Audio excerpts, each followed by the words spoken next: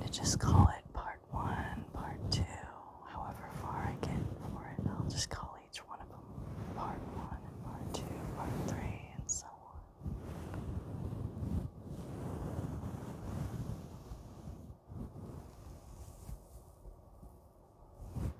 We're reading Beowulf.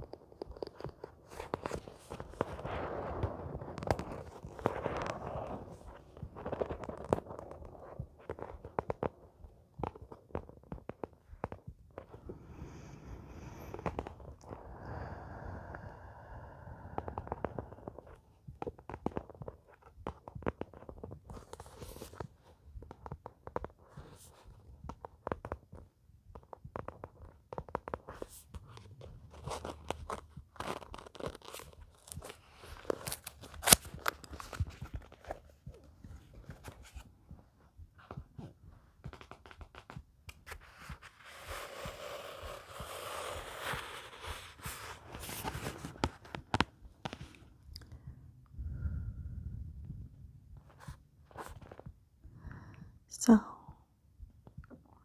the spear dames in days gone by, and the kings who ruled them, had courage and greatness. We had heard of those princes' heroic campaigns. There was Shield Sheafson, scourge of many tribes, a wrecker of mead benches, rampaging among foes. This terror of this terror of the hall troops had come far. A foundling to start with, he would flourish later on as his powers waxed and his worth was proved. In the end, each clan on the outlying coasts beyond the Whale Road had to yield to him and begun to pay tribute. That was one good king.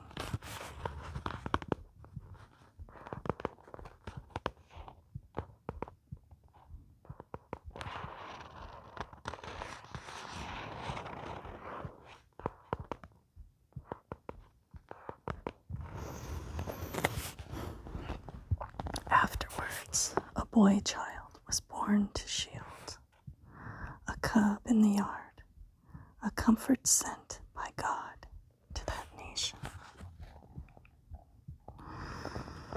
He knew what they had thrilled, the long times and troubles they'd come through without a leader. So the Lord of life, the glorious Almighty, made this man renowned. Shield had fathered a famous son. Beowulf's name was known throughout the north, and a young prince must be prudent like that, giving freely while his father lives, so that afterwards in age, when fighting starts,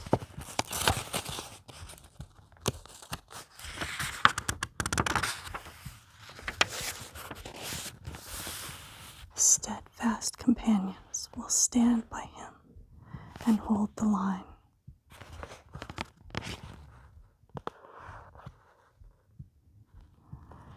Behavior that's admired is the path to power among people everywhere.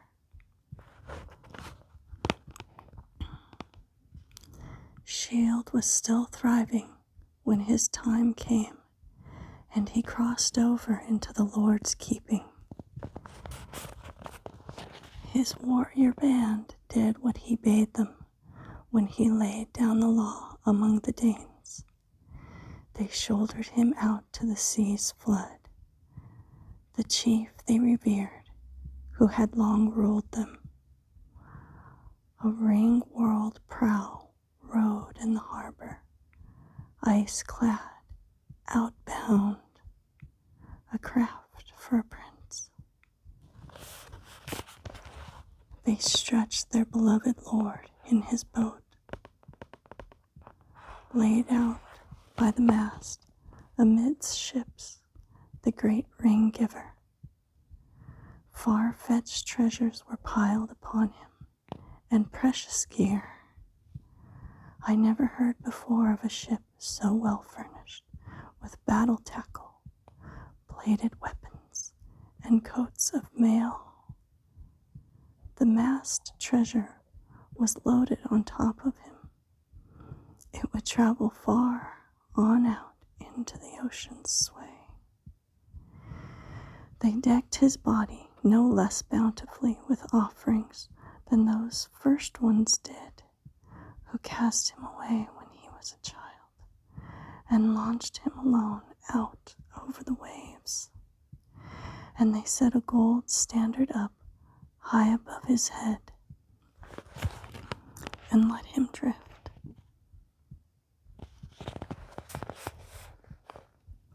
To wind and tide, bewailing him and mourning their loss. No man can tell, no wise man in hall or weathered veteran knows for certain who salvaged that load. Then it fell to Beowulf to keep the forts.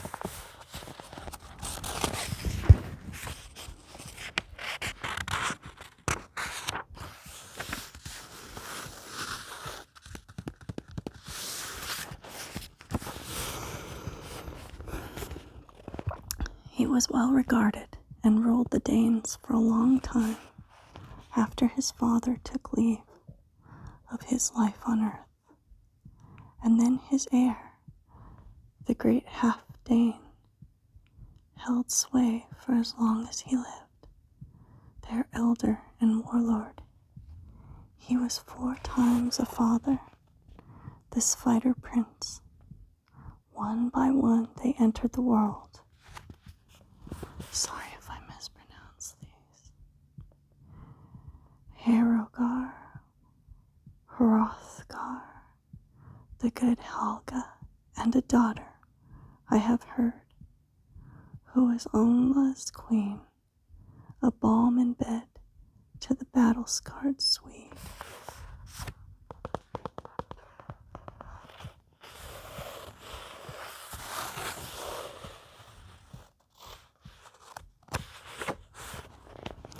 The fortunes of war favored Hrothgar. Friends and kinsmen flocked to his ranks. Young followers, a force that grew to be a mighty army. So his mind turned to hall building. He handed down orders for men to work on a great mead hall, meant to be a wonder of the world forever. It would be his throne room, and there he would dispense his God-given goods to young and old, but not the common land or people's lives. Far and wide, through the world, I have heard orders for work to adorn that wallstead were sent to many peoples, and soon it stood there, finished and ready in full view. The Hall of Halls. Heorot was the name he had settled on it, whose utterance was law. Nor did he renege, but doled out rings and torques at the table. The hall towered, its gables wide and high, and awaiting a barbarous burning. That doom abided, but in time it would come. The killer instinct unleashed among in-laws, the bloodlust rampant.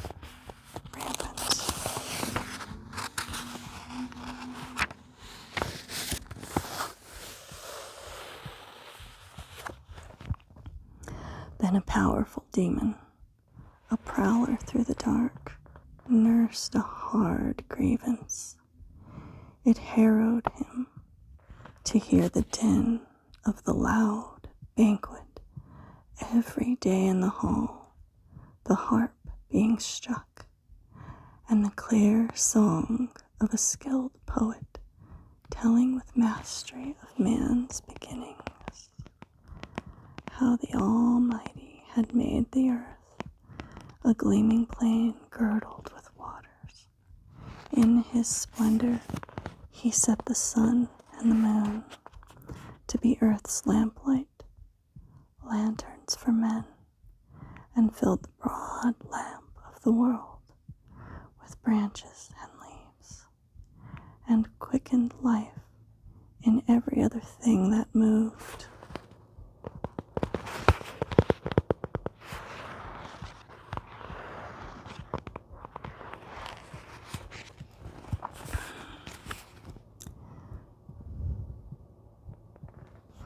So times were pleasant for the people there, until finally one, a fiend out of hell, began to work his evil in the world. Grendel was the name of this grim demon, haunting the marches, marauding round the hearth and the desolate fens. He had dwelt for a time in misery among the banished monsters, Cain's clan, whom the Creator had outlawed and condemned as outcasts. For the killing of Abel, the eternal Lord had exacted a price. Cain got no good from committing that murder, because the Almighty had made him anathema, and out of the curse of his exile there sprang ogres and elves and evil phantoms, and the giants too, who strove with God time and again until he gave them their reward.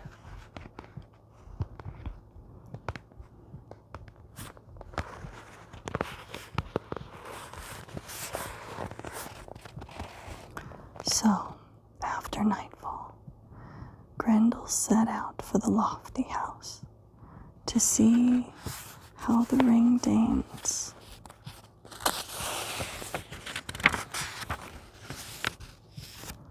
were setting into it after their drink.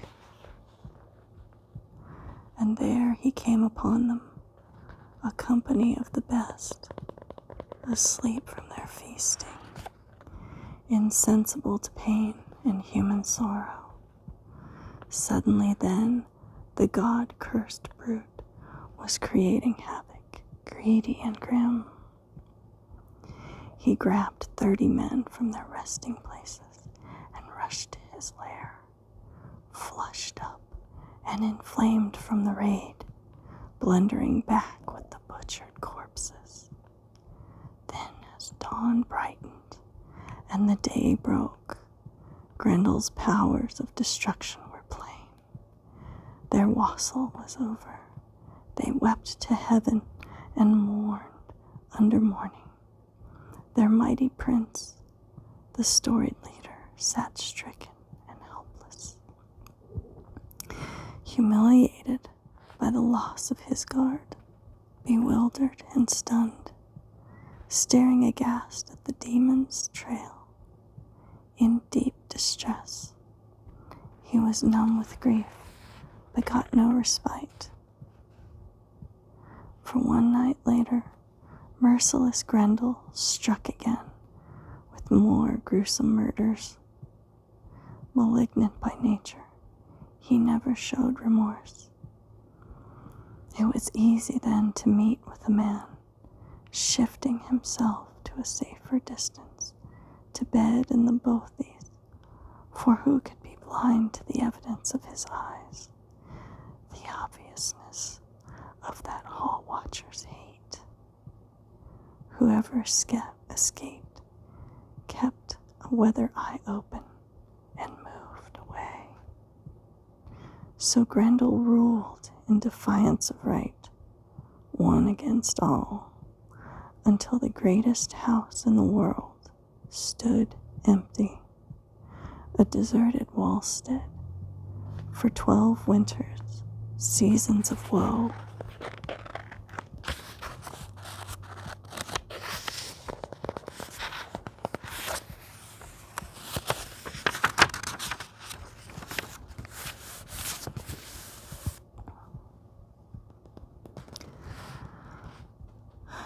The Lord of the Shieldings suffered under his load of sorrow.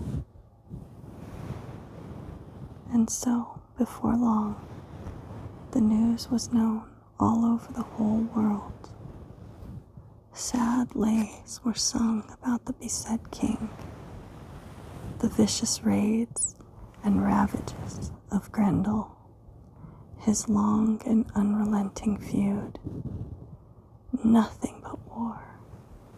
How he would never parley or make peace with any Dane, nor stop his death-dealing, nor pay the death price.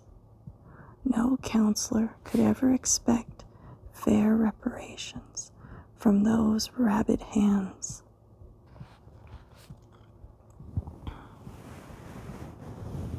All were endangered. Young and old were hunted down by that dark death shadow who lurked and swooped in the long nights on the misty moors. Nobody knows where these reavers from hell roam on their errands. So Grendel waged his lonely war, inflicting constant cruelties on the people. Atrocious hurt. He took over Heorot, haunted the glittering hall after dark. But the throne itself, the treasure seat, he was kept from approaching. He was the Lord's outcast. These were hard times, heartbreaking for the Prince of the Shieldings. Powerful counselors, the highest in the land, would lend advice, plotting how best the bold defenders might resist and beat off sudden attacks. Sometimes at pagan shrines, they vowed offerings to idols, swore oaths that the killer of souls might come to their aid and save the people. That was their way.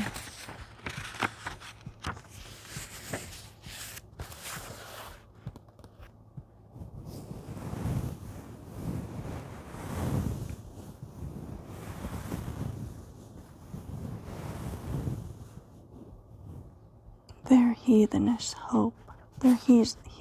hope. Deep in their hearts, they remembered hell, the almighty judge of good deeds and bad, the Lord God, head of the heavens and high king of the wind, was unknown to them. Oh, cursed is he who in times of trouble has to thrust his soul in the fire's embrace, forfeiting help. He has nowhere to run, but blessed is he who after death can approach the Lord and find friendship in the Father's embrace. So that troubled time continued, woe that never stopped, steady affliction for Halfdane's son, too hard an ordeal. There was panic after dark. People endured raids in the night, riven by the terror.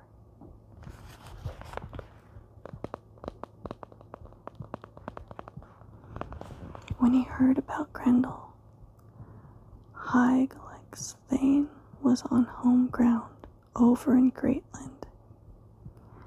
There was no one else like him alive. In his day, he was the mightiest man on earth, highborn and powerful. He ordered a boat that would ply the waves.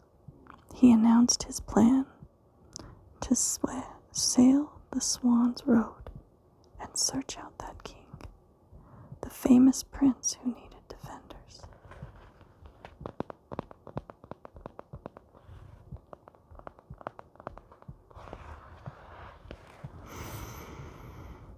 Nobody tried to keep him from going. No elder denied him, dear as he was to them. Instead, they inspected omens and spurred his ambition to go, whilst he moved about like the leader he was, enlisting men, the best he could find. With 14 others, the warrior boarded the boat as captain, a canny pilot among coast and currents.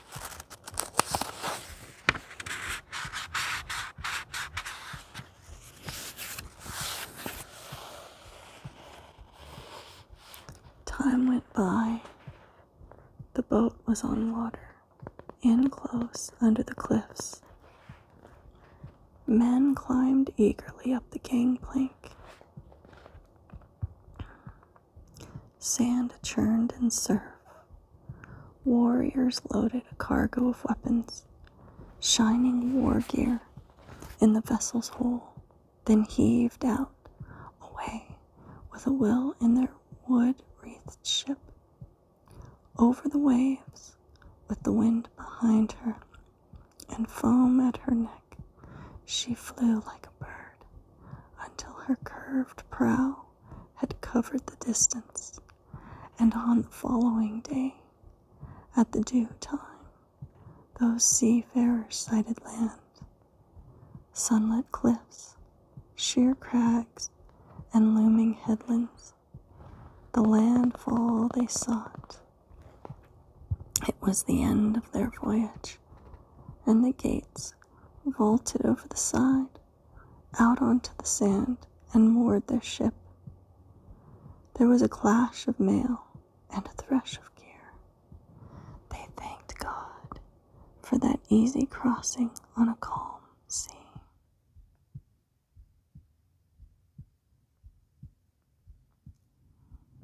When the watchman on the wall, the Shielding's lookout, whose job it was to guard the sea cliffs, saw shields glittering on the gangplank and battle equipment being unloaded, he had to find out who and what the arrivals were. So he rode to the shore, this horseman of Hrothgar's,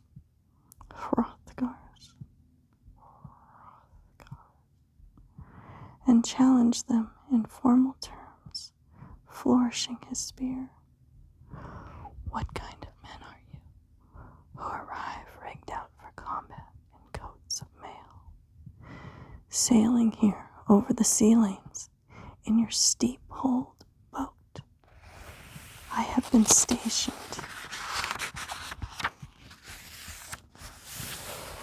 as lookout on this coast for a long time.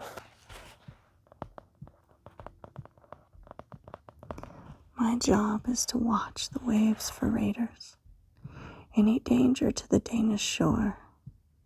Never before has a force under arms disembarked so openly, not bothering to ask if the sentries allowed them safe passage or the clan had consented. Nor have I seen a mightier man-at-arms on this earth than the one standing here. Unless I am mistaken, he is truly noble. This is no mere hanger-on in a hero's armor. So now, before you fare inland as interlopers, I have to be informed about who you are and where you hail from. Outsiders from across the water, I say it again. The sooner you tell where you come from and why, the better.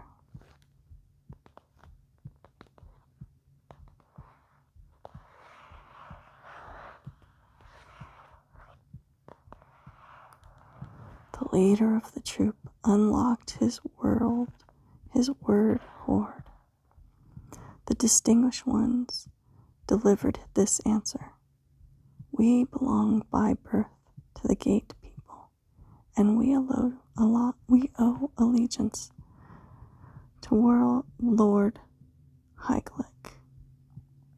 Sorry, I'm going to start that whole thing over, okay?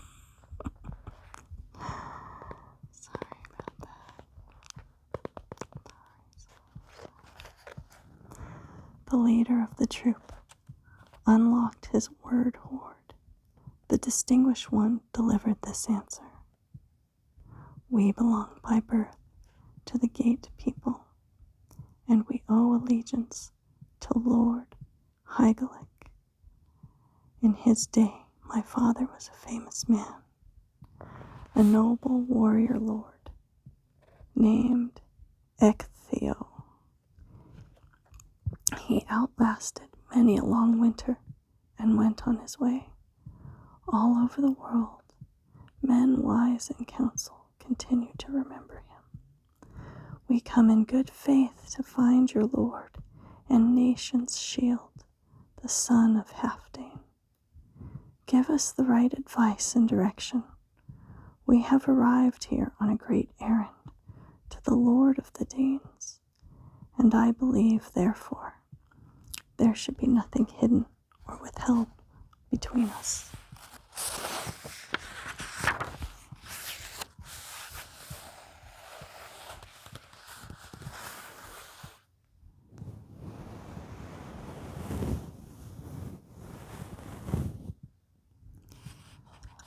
So tell us if what we have heard is true about this threat, whatever it is, this danger abroad in the dark nights, this corpse maker mongering death in the Shielding's country.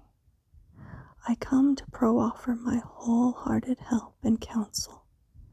I can show the wise Hrothgar a way to defeat his enemy and find respite, if any respite is to reach him ever. I can calm the turmoil and terror in his mind. Otherwise, he must endure woes and live with grief for as long as his hull stands at the horizon on its high ground. Undaunted, sitting astride his horse, the coast guard answered, anyone with gumption and a sharp mind will take the measure of two things, what's said and what's done. I believe what you have told me, that you are a troop loyal to our king.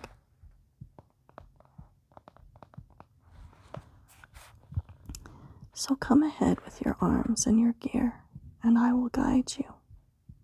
What's more, I'll order my own comrades, on their word of honor, to watch your boat down there on the strand.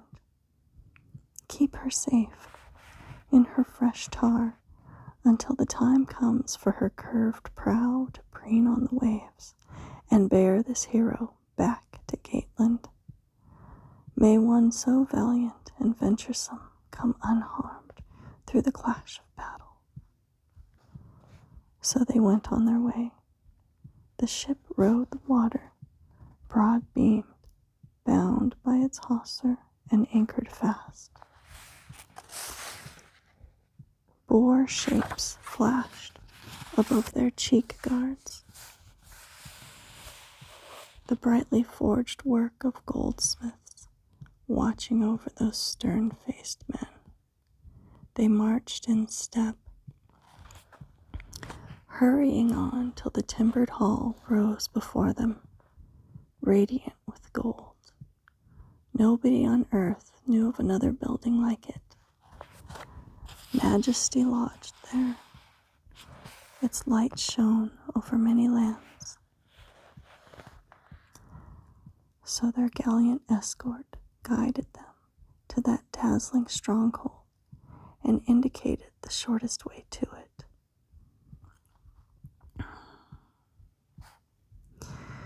Then the noble warrior wheeled on his horse and spoke these words. It is time for me to go. May the Almighty Father keep you, and in his kindness watch over your exploits. I'm away to the sea, back on alert against enemy raiders.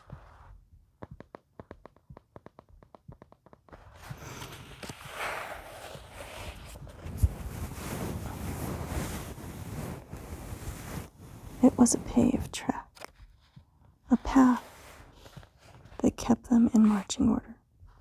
Their mail shirts glinted, hard and hand-linked. The high-gloss iron of their armor rang.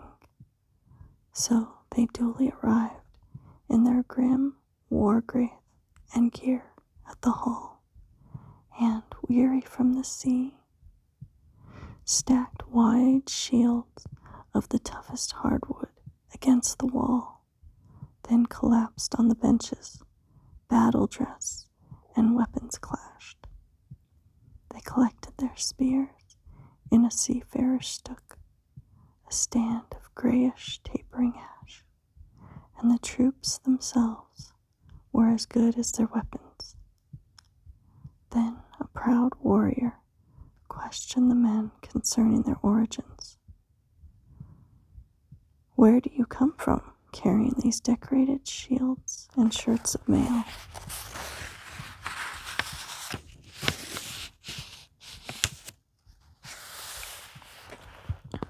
These cheek-hinged helmets and javelins. I am Hrothgar's herald and officer. I have never seen so impressive or large an assembly of strangers. Stoutness of heart, bravery, not banishment, must have brought you to Hrothgar.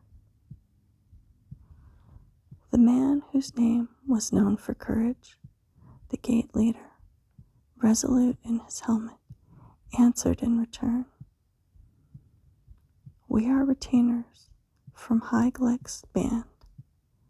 Beowulf is my name. If your lord and master, the most renowned son of Halfdane, will hear me out, and graciously allow me to greet him in person, I am ready and willing to report my errand.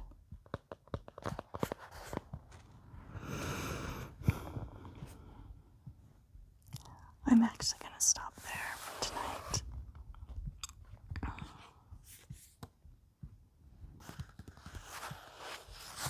I think that's where I'll stop.